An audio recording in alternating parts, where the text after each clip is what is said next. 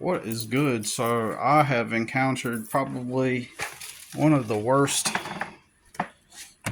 not the worst, very heavy set of, a very heavy bout of depression that hasn't stopped. It kind of went away a little bit yesterday, but then today it started back, and it rained yesterday, and I feel partially that it probably subsided because when I have responsibilities, usually my responsibilities usually requires for me to be outdoors, and so I guess I felt perhaps felt less responsible because and so that therefore that pressure was not as on me as much as it is normally when the weather is okay. And so today it started drying up and we got a little bit of sunshine, and but somehow the depression kind of came back, and but at the same time probably not as bad as it first was the other day, and I've been able to do a few chores at home. I took a nap. I did not sleep last night, and I woke up a couple times in the middle of the night, and so I'm good though, like but one thing I did not think about it, was it being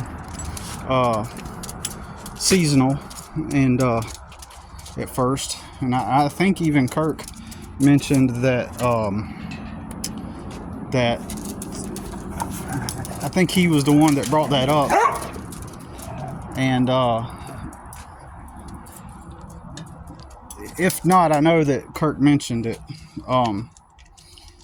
in one of his videos, like so there's that, and so that may when I fell into it, usually, and this is usually what happens, is I don't perceive it as depression at first. I don't feel it like depression.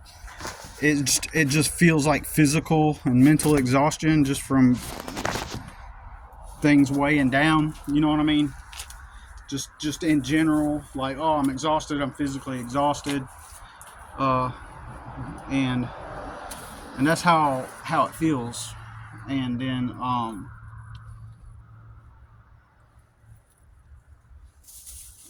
my bad, I'm looking for something I left inside. Oh no, I didn't. Anyways,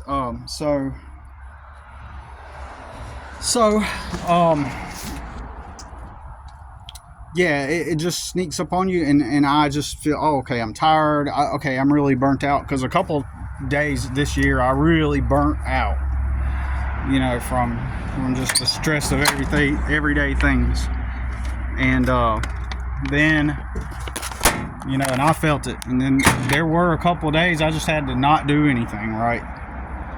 But like I mentioned before, the moment I stop, it starts to get behind, and I've got a lot of stuff that have gotten behind on because of the depression, and I'm trying to overcome it by remaining as busy as I physically can, and calculating my time. Like I have this thing where I should probably live at some point, some days, where I just have a carefree day and don't do anything, like don't time everything, you know what I'm saying? But mentally, I've always got everything timed out, and at what times I'm going to do it to the best of my ability. And certain times of the day I do certain things, and it's just like a little side note here. This often makes people think that I'm rigid and boring, and not. I've been accused of not being fun. You're not fun, right? And specifically by someone who went on to be a drug addict and committed a bunch of crimes and told me that I was just boring and predictable and not fun. and but that person, they get a free ride in life. They did all the drugs, abandoned their children to do drugs, screwed up their life royally, while I've been out here being boring, working hard all my life. And when they decided to get off drugs, they were handed a place to live, a place to recoup their life and get it together. I seen a picture of them recently, and they're wearing nice clothes, and they got it made. They got it set in life. That's why, everything you know is wrong. Everything you know is wrong. So, and it's going to be assumed that they went down a harder path than me because it's the drugs, right? Oh, they did the drugs. So society has labeled doing drugs as the pinnacle of all hardship. Like, it's the hardest thing you will ever do is to do drugs and come off drugs. And in reality, from what I see with my own eyes, people go get off drugs, then they go through that body, get off the addiction part, and then they get handed everything. They have all the tools and resources in the world at their disposal. So all along the way, while they're doing drugs, they got a social network. They've got friends, because it takes friends to do drugs. Even if those friends are not good friends, even if those friends are not really friends, they do have a sense of a social life with other people. And with that comes connections. And with that comes leverage. But if you don't do the drugs and you take the actual real hard life road, by not doing drugs, you make yourself unrelatable to people. You make yourself a social outcast. And then you go down this hard path of not being able to fit in, and you will become a social reject as a result, because you don't have those connections. Now, don't get me wrong. If you are,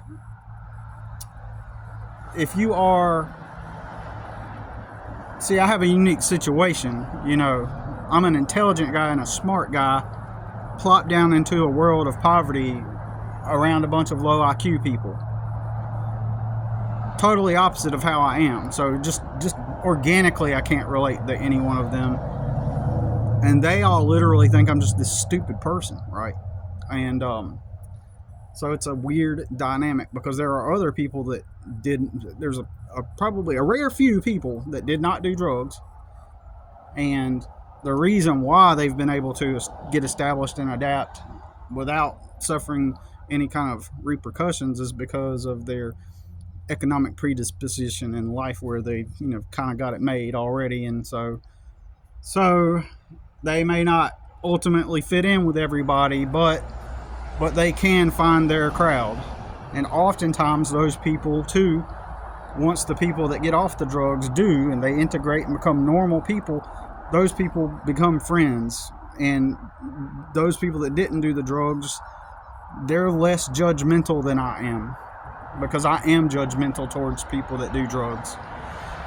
They're less judgmental, and in their mind, because their experience is, oh yeah, they did drugs and that was bad, I'm glad they got their life together, so let's get together and play some video games, watch a movie, and so they integrate, and the thing that brings them together is their socioeconomic level and status. The person that did drugs can get all the help they ever want, and then that puts them on par. And then a lot of times those people that did do the drugs, they become, when they get back on their feet, a lot of the time, a lot of those people already had a community to begin with. They already had a social network to begin with, so they bond off of shared economic status. So I don't have either. I don't have either high enough socioeconomic status to be perceived as normal within that socioeconomic realm, and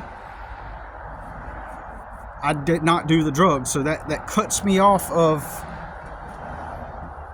the mainstream society. That cuts me off of the average person's society, because typically people that grew up in poverty and poor, they did all the drugs. You know what I'm saying? They did all the drugs, right? And they get caught up in the vices because they're poor, and and there's no hope, and they needed an escape, so they do drugs and become alcoholics. That's how I grew up. I've seen it. It's rare to find someone that grew up like me, highly rare, that someone like me never did drugs, right? It's highly unusual. And that unusual thing about me is the very thing that makes me the outcast and the odd one out and the odd one in society, because I don't have a home. I don't have a cultural home to acclimate to organically, and people don't understand it. And so and people in real time, when they get around me and they'll see that I'm poor, they'll see that I'm like a poor person, or that I don't have a lot of money. As I've always talked about, first thing they assume is that, okay, you're poor, so you must be stupid, you must be low IQ, you must be a dumb person. So that lens, they're already seeing life through that lens, okay? And I'm getting a phone call. So they're already seeing life through that lens, and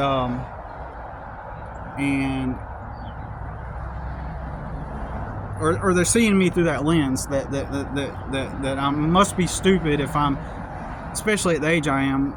But it's been like this all my life too. Like, they see the optics and they're like, okay, probably one of those poor dumb people. People just assume that you probably don't have an education. People just assume that you're not. And so even if you try to talk in an intelligent way, or talk and do something smart, because that lens is already there in their mind, they see you through that lens. They see you through that filter. So even when you talk intelligently, or even when you speak in a smart way, or do things that is intelligent and smart, they don't perceive it as you having done anything that, like they still, like, it bypasses their thought processes, and they just remain in that. Like, I could sit there and have a block of marble and sculpt out a sculpture of some figure, and they'll still be like, you kind of, I see what you did there, like, okay, yeah, okay, well, and then it'll just go over their head, right? You know what I'm saying? Like, it'll go over their head, and they'll still think you're stupid. And so that's one of the things how they perceive you. But if I had done drugs and alcohol and stuff, then they could. And they already assume you do that too. They already assume that you're a smoker. They all automatically, I thought you smoked. Several people say, I thought you smoked, just because of how I look, because there's a certain archetype in their brains that's been programmed into their minds. But if I had done drugs or smoked and did the drugs, became an alcoholic or something, then there would be more. It would fill in that missing piece, and they would be like, well, that kind of makes sense. Obviously, because those poor people, they become drug addicts and alcoholics, and so they just assume that that's what I am, right? And that's why I'm in the position. They assume I got some kind of vices. They assume, that I'm up to something sneaky, possibly. I take pictures of all my landscape work. No, take that back. I don't do all of them, but I often do, though, right? Like, and so I'm on the back porch of this couple's house, and I'm taking pictures of the work after I got done. I did before and after, and they come out to question, so I seen you taking pictures. And so I could tell that that's what they were trying to, like, insinuate, that I was trying to take pictures inside their house. Needless to say, they stopped hiring me because the husband didn't like me anyway. He was acting all smug and shit towards me, and I can tell you more about that in another video. But he was acting like overtly smug, like when I was describing what I could do for them, and being positive and upbeat, and he was like, yeah, I did that myself, like something like that. Just kind of like you could tell he was trying to, like, he couldn't stand being around this poor fuck, right?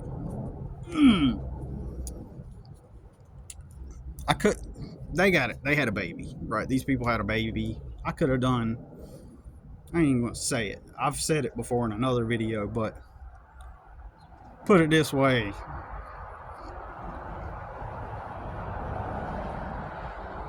The dude is so out of touch with reality.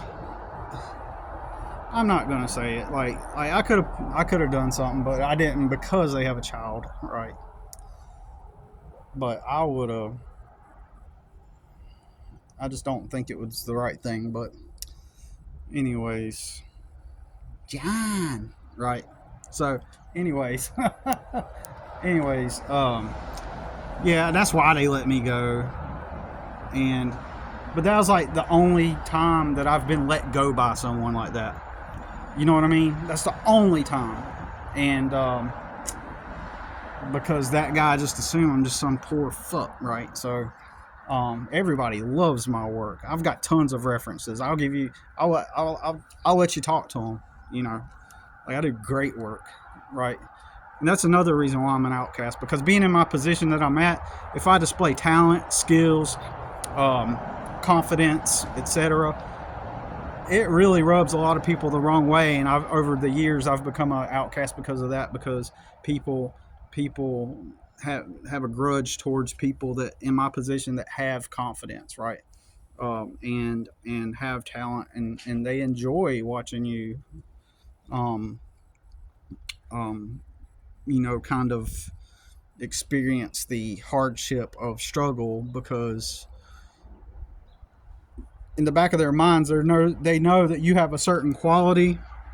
In my case anyway, they know that I have a certain quality about me, that I remain confident despite my outer challenges, and so that makes people, you know, distance themselves, because I'm not supposed to. I'm supposed to be a poor fuck. I'm supposed to stay in my lane, because they fear that one day I might, like, I don't think like this, I don't care, but they fear that I might supersede them in a socioeconomic level, become more popular, make more money, or, you know. But a lot of them, between y'all and me, a lot of them, when I got into a dysfunctional relationship, I left that relationship. And since then, anytime I've ever met someone that was, you know, showing signs of toxicity or dysfunction, I'm not like a lot of these people. I don't go back into it. Never have. I never have went into a dysfunctional, toxic, codependent relationship ever. And even in the one I was with that ended up being toxic, like, I planned my exit strategy, because I was healthy enough to see what would end up happening if I stayed. So I left. And I think a lot of the people that have distanced themselves from me, they're still in those toxic relationships, those codependent relationships. I know people whose spouses have cheated on them, and they're still in that relationship, and they'll keep their distance from me. And you see all these people in these dysfunctional dynamics, and so to hear me talking about these dysfunctional dynamics, like, it's like they hope that I remain poor, because, well, at least he's still poor. So, but yeah, not doing the drugs and not having a pre-existing set of a support network, and the way I've lived my life has, you know, not doing, like, it's a real big issue. It's a real big it's a real huge component as to why I have struggled. I know it sounds crazy, but the fact that I didn't smoke and do drugs like everybody else has been a huge component to why I have struggled so much, because I never fit in with the crowd that I grew up from, and then I never grew up in the higher socioeconomic levels. Like, one of the things that connects everybody is their experiences of having done the drugs at some point, and that's how they relate. at all socioeconomic backgrounds, especially here in the Southeast in a small town vibe type of community, right? And and I did not have the financial, a decent socioeconomic level to start from. So I'm just this oddball out in the space of the community, like, and while everybody's working together and supporting one another, they just view me as this weird dumb fuck that just doesn't have his shit together. When in reality, it's just boils down to, like, I never fit in, and once people find out that you never partied or did the drugs, you become this weird person to them, and they distance themselves. They'll throw little signals out there to see if you connect on that level with them, like, oh yeah. They'll bring it up relatively soon too. In the one when you're meeting somebody, like this one dude I know, I met his wife for the first time. Like the first time I met her, this is what people will do to gauge you, to see where you're at socially within social spheres. They'll gauge to see if you're relevant and see if you're like one of them. It's tribal, and so and just like this girl, she goes, yeah, she was like, yeah, I used to be a big pothead back in my day. But what she's doing there is, it's subconsciously, it's a pinging. She's feeling me out to see, okay, am I a part of the tribe? Am I someone that relates with everybody too? Now, I could have been like, if I had done it, I'd been like, oh yeah, I know what you mean, man. I know what you mean. And then if I would have said that and acted like that, it would have given her some comfort and feel like she can relate with me. And then everybody does that. And so you got to be able to say that you at least used to smoke cigarettes and party, right? And did drink some alcohol at least. Even if you didn't do weed, I mean, you can get by with being able to say you used to do cigarettes and alcohol, right? And but because I did not say that, because I didn't say anything. Actually, I make it a point not to say anything. I make it a point to be like, oh yeah, but I don't try to like advertise the fact. I don't overtly advertise I didn't used to do the drugs, but eventually they find out. Because people start fishing to fight. They're trying to figure you out because you're not relatable. You're not on their socioeconomic status or scale. Then they find out, and you're poor. So it's like, we're up here with the money, and you're not. And we used to do the drugs, and you didn't. So it's just so, I know I'm repeating myself, but it just, anyways. That's about it. I guess by making this video, it kind of took some edge off, and I'm gonna go have some early dinner, and